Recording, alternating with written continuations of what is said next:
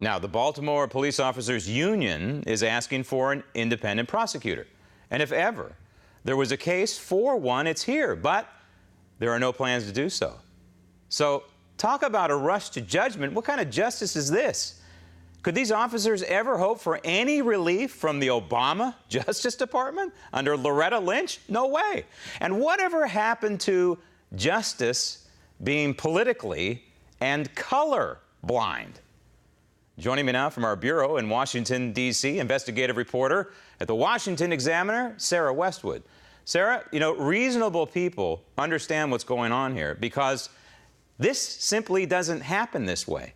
When a prosecutor, whether it's a district attorney or in this case a state's prosecutor, receives a case, they don't indict, if you will, within 45 minutes. It doesn't happen that way. They have their own investigative teams, and they send these detectives out, and they do their own investigation and issue their own report.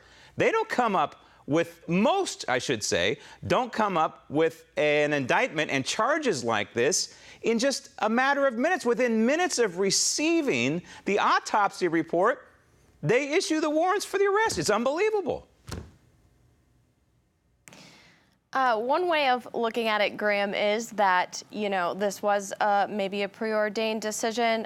Some have said that. But another way to look at it is that perhaps the evidence against these 6 officers is so overwhelming that it doesn't take long to know that there was misconduct here. I think from the details that were released, it's clear that Freddie Gray wasn't handled correctly, just to put it mildly. It seems as though he was handcuffed, shackles were put on his legs, he was thrown in the back of that van. He was apparently conscious and breathing, as we saw in the clip you played, when he went into the van, and was unresponsive, some are saying without a pulse, when that van arrived at the police station. There's a whole host of details that came out today. And so what we're seeing is that there was something went seriously wrong that day. And it's important to keep in mind that this isn't a typical case. In a typical case, you would see a lot more effort maybe go into preparing these charges. But you have to understand that the city of Baltimore is on edge. There's millions of dollars of property damage that's already been inflicted that could continue as we head into the weekend for more riots. And so the city wants to put an end to those riots, and effectively they've probably done that by coming out with these charges. Well, sure, yeah, but you bring up an interesting point. This isn't a typical case. Well, what is a typical case? My point is that it doesn't matter whether this is a, quote, typical case or an atypical case.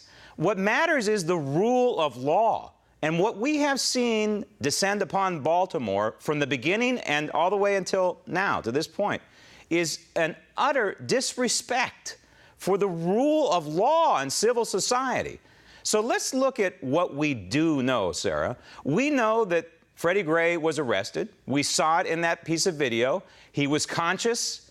He was breathing. If that is the arrest video, and we have no way to confirm that, but let's play along with that. So he was conscious. And we know that he has a rap sheet a mile long, at least 19 narcotics convictions. We don't know if he was high or whether he was sober at the time of his arrest. That's what we don't know. But we do know that he died within police custody. But we also know something else that's come out. Apparently, we don't know, we don't have this confirmed, but apparently in the police report, he may have caused self-inflicted damage to himself inside that police van. Now, okay, these are the facts, and these are some of the facts that may or may not be true. But that's the whole point. You talk about a rush to justice, that's what's transpiring here. And when you kind of bring this all back and you tie it all together, people like Al Sharpton and Barack Obama are fomenting this breaking of the rule of law and this rushing to justice. And Barack Obama is going to provide cover for this lawlessness that's taking place in Baltimore, both on the street and in City Hall. He's going to provide cover at the Department of Justice with his new lynch mob, Loretta Lynch. Well, it's important to note that these officers are innocent until proven guilty. All that's happened is charges have been brought. They've not been indicted. We don't even know if they've been arrested yet. The arrest warrants have just gone out. So there's a long road ahead to them receiving or not receiving justice. These are just what's based on the evidence that's come out. And, you know, here's what else we know. We know that he was not arrested for a legitimate reason. It was for what appears to be carrying a pocket knife, not a switchblade, as originally reported.